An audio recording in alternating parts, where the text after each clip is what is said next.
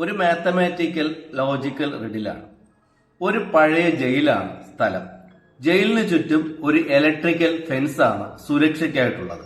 ഈ electrical fencing ഉള്ളത് കൊണ്ട് തന്നെ ജയിൽ പുള്ളികൾക്കൊക്കെ സ്വതന്ത്രമായിട്ട് ജയിലിനുള്ളിൽ സഞ്ചരിക്കാനുള്ള അവസരമുണ്ട്. ഇതിൽ കിടക്കുന്ന ഒരു ജയിൽ പുള്ളിയെ ജയിലിൽ ചാടിക്കുവാൻ അദ്ദേഹത്തിന്റെ സുഹൃത്ത് തീരുമാനിച്ചു. അവർ അതിന് കണ്ടെത്തിയ മാർഗമെന്ന് പറയുന്നത് ഈ ഇലക്ട്രിക്കൽ ഫെൻസിങ് ഒരു നിശ്ചിത സമയത്തേക്ക് ഓഫ് ചെയ്യുക, അത് ഓഫായാലുടൻ തന്നെ ഈ ഫെൻസിങ് വഴി ചാടി രക്ഷപ്പെടുക എന്നുള്ളതാണ്. ഇതിനുവേണ്ടി ഇവർ പദ്ധതി തയ്യാറാക്കി. ഇവരുടെ പദ്ധതി അനുസരിച്ച് രാത്രിയിൽ ഇയാളുടെ സുഹൃത്ത് ഒരു മോട്ടോർ ബൈക്കിൽ ഈ ഫെൻസിങ്ങിനടുത്ത് പുറത്തായിട്ട് വരികയും അവിടെ നിന്നുകൊണ്ട് ഒരു മൊബൈലിന്റെ ഫ്ലാഷ് ലൈറ്റ് ഓൺ ചെയ്ത് 3 പ്രാവശ്യം കാണിക്കുകയും 3ാമത്തെ പ്രാവശ്യം കാണിച്ചു കഴിഞ്ഞുടൻ ഇദ്ദേഹം മോട്ടോർ ബൈക്ക് ഓടിച്ചു പോയി 45 സെക്കൻഡ് ദൂരത്തിലുള്ള ഈ ജയിലിന്റെ കൺട്രോൾ ടവർ ഓഫ് ചെയ്യുകയും ചെയ്യും എന്നുള്ളതാണ്. 45 സെക്കൻഡ് കഴിയുമ്പോൾ ഇതിലെ ഇലക്ട്രിക് സർക്യൂട്ട് നിൽക്കുകയും ആ സമയത്ത് തന്നെ ഇയാൾ രക്ഷപ്പെടുകയും ചെയ്യുക എന്നുള്ളതായിരുന്നു പദ്ധതി.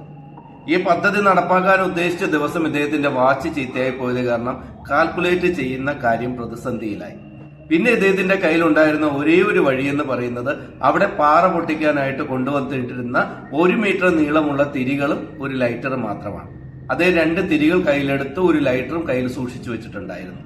ഈ 1 മീറ്റർ നീളമുള്ള ഒരു തിരി ഒരറ്റത്തുനിന്ന് കത്തിച്ചാൽ കൃത്യം 60 സെക്കൻഡ് കൊണ്ട് ഇത് മുഴുവനായിട്ട് കത്തിത്തീരും.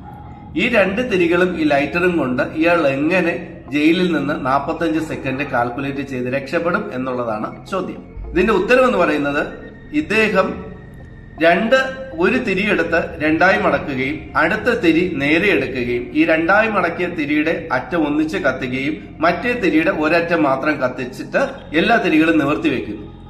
ഈ 2 അറ്റവും കത്തിയ തിരി വളരെ വേഗത്തിൽ കത്തി ഈ 30 സെക്കൻഡ് കൊണ്ട് നടുക്കത്തുന്നു. ഒരറ്റത്തും കത്തിയ തിരിയും ഈ 30 സെക്കൻഡിൽ നടുക്കത്തുന്ന സമയം തന്നെ അദ്ദേഹം ആ തിരിയുടെ മറുഭാഗം കത്തിക്കുന്നു.